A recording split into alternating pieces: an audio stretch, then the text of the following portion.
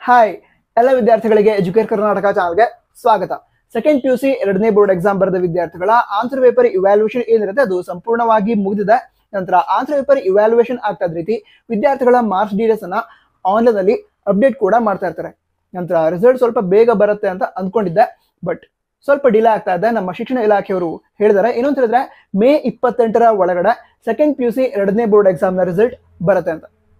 ನಂತರ ಎರಡನೇ board exam result announce ಆದ್ಮೇಲೆ ನೀವು ಮೊದಲನೇ ಬೋರ್ಡ್ ಎಕ್ಸಾಮ್ ರಿಸಲ್ಟ್ ಅನ್ನ ಯಾವ ರೀತಿ ಚೆಕ್ ಮಾಡಿದ್ರಿ, kerresults.nic.in ಆ ಒಂದು ವೆಬ್ಸೈಟ್ ಅನ್ನ ವಿಸಿಟ್ ಮಾಡಿ ರಿಸಲ್ಟ್ ಅನ್ನ ಚೆಕ್ ಮಾಡಬಹುದು.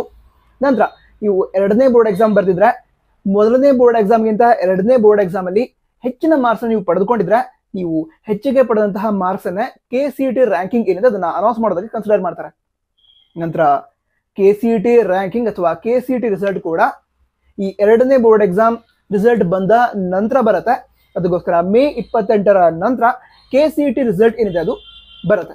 ಅಂದ್ರೆ ಈಗ ಮೇ ಕೊನೆಯ ವಾರದ ಅಂತ್ಯದಲ್ಲಿ ಅಂದ್ರೆ ಮೇ 28ರ ನಂತರ ಇದಿದ್ರೆ ಜೂನ್ ಮೊದಲನೇ ವಾರದಲ್ಲಿ KCET ರ್ಯಾಂಕಿಂಗ್ ಅನೌನ್ಸ್ ಆಗತ್ತೆ. ನಂತರ ಹಲವಾರು ವಿಡಿಯೋಗಳನ್ನ ಆಲ್ರೆಡಿ ಅಪ್ಲೋಡ್ ಮಾಡಿದೀವಿ KCET ರಿಲೇಟೆಡ್, ಚೆಕ್ ಮಾಡಬಹುದು. ಬೇರೆ ಡೌಟ್ಸ್ ಇದ್ರೆ ಅದನ್ನು ಕೂಡ ಕಮೆಂಟ್ ತಿಳಿಸಬಹುದು.